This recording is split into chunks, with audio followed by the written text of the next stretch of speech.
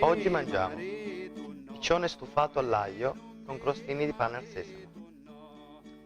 Gli ingredienti sono piccione selvatico, olio extravergine d'oliva, aglio, crostini di pane al sesamo, prezzemolo.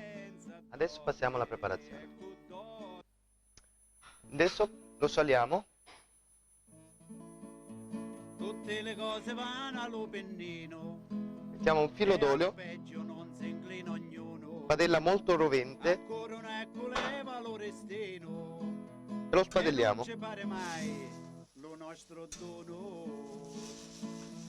Non corre fare lo nostro cammino e poco crede lo saggia l'infortuno. O recco manco crede allo meschino, o saggio no non crede allo Diono.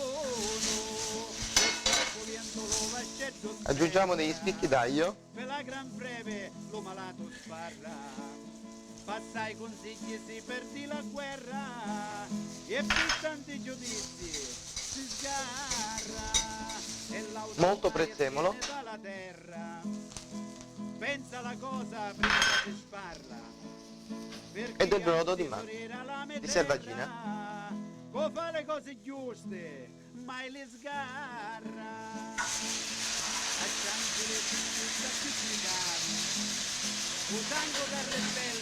Adesso lasciamo cuocere per circa 3 ore.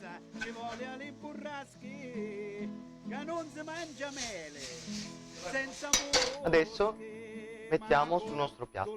Vuole assicurare, e uno e nell'altro può incagliare.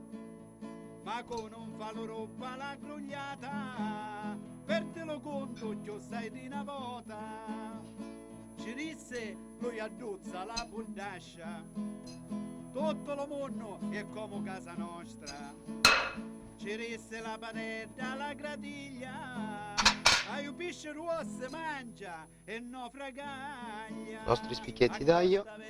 Mangi cardona, Calo Castiello mangiano pensiona.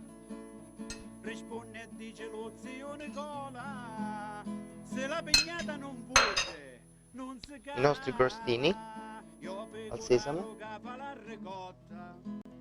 Lo sapete, l'amici che aspetta, la forca non è fatta per lo ricco, Di fiori, è fatta per la testa di finocchio, di lo porco. La testa rom maiale, tu ci mangi e tu ci sciali. olio extravergine d'oliva. Il Il piatto è pronto. Buon appetito. Lo stomaco con dono,